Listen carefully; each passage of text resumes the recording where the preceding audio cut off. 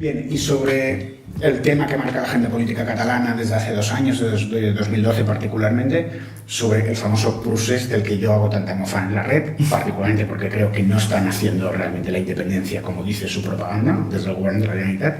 Sobre eso, ¿qué nos dice el PELIP? ¿Qué posición tiene respecto a la independencia de Cataluña, por ejemplo? Bueno, en el PELIP hay independentistas y hay no independentistas, o sea, hay de todo. Y hay de todo principalmente porque lo que nos interesa es la independencia de cada persona, es la soberanía individual, es la libertad personal. Entonces, si la independencia fuera un camino para conseguir eso, y hay gente que así lo considera, pues bueno, de acuerdo. El PELIP, de todos modos, su modelo es el confederalismo y a nivel fiscal, pues la máxima competencia entre administraciones, porque eso al final beneficia al ciudadano. Y bueno, consecuencia de este confederalismo, pues una descentralización máxima del poder político, ¿no? ¿Podrías explicarle a nuestros oyentes y espectadores en qué consiste esa dinámica de competencia fiscal?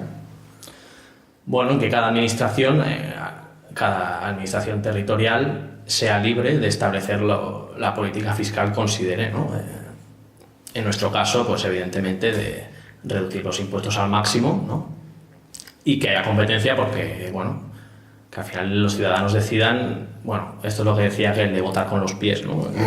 Que los ciudadanos decidan dónde quieren pagar sus impuestos o qué cantidad de impuestos quieren pagar. Un eslogan liberal libertario bastante común es que votar con los pies es la auténtica democracia, ¿no? Sí, por ejemplo, exacto.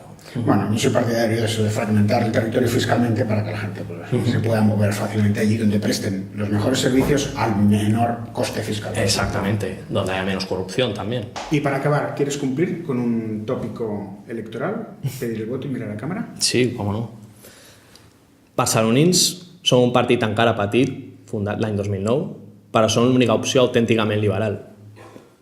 Volem fer forat en el consens socialdemòcrata que impera i sabem que des dels partits grans és impossible, és una cosa que s'ha intentat molts cops i sempre ha fracassat, i en canvi veiem com partits de nova creació petits influeixen en l'agenda i marquen l'agenda política des de fora.